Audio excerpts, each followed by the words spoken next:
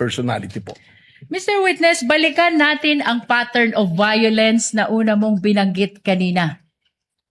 Ano ang inyong sinuri, kung mayroon man, kaugnay ng pattern of violence ng Vice Presidente? Sa tulong po ng amin pong Special Task Force ay amin pong binalikan ang mga pangyayari na yan naman po ay lumabas na tinatawag namin sa media ng mga open source intel namin. At doon po nakita namin yung isang event nung mayor pa po ang ating Vice President Sara Duterte na meron pong isang sheriff na gustong gawin ang kanyang tungkulin na atas po ng legal na atas ng korte na magpatupad po ng demolition order.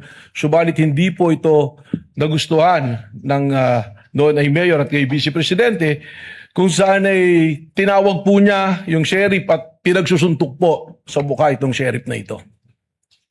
Mr. Witness, binanggit mo ang isang insidente ng sheriff na pinagsusuntok sa mukha. May ipapakita ako sa iyong video.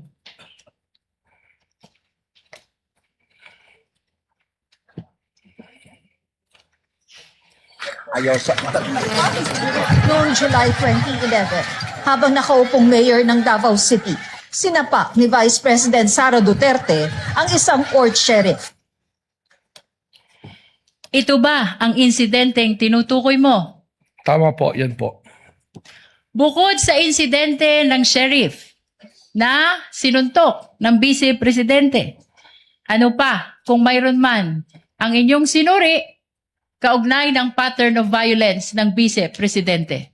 As part of our investigation, kami po ay nakakakuha ng mga dokumento related po dito sa aming inimbestigan kung saan we got hold of a affidavit of ito pong dating police ni si Arturo Las Canas na self-confessed member ng DDS na kung saan doon po sa kanyang affidavit na yan ay atin pong nakita at inilalarawan po at sinasabi nitong ni Arturo Las Canas na ang Vice Presidente mismo ay kasama doon sa Oplan Tokhang, isa sa mga arkitekto ng Oplan Tokhang.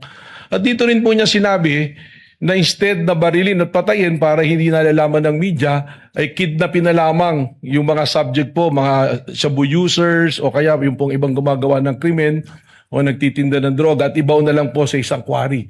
Na kung saan natagpuan po later nitong Laod Quarry na meron pong mga biktima ng extrajudicial killings.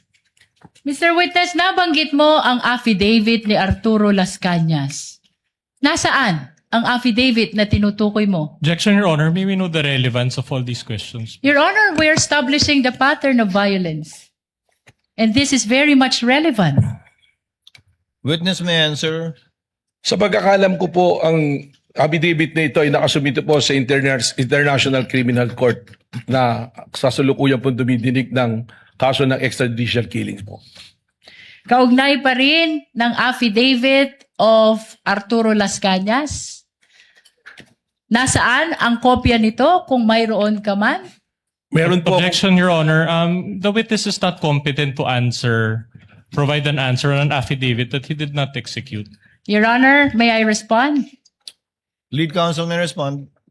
Your Honor, this affidavit of Arturo Las Cañas can be considered as a declaration against interest.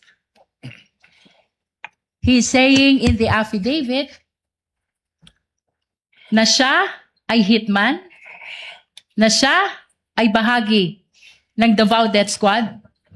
And under the rules, Your Honor, this may be considered also even with respect to third party.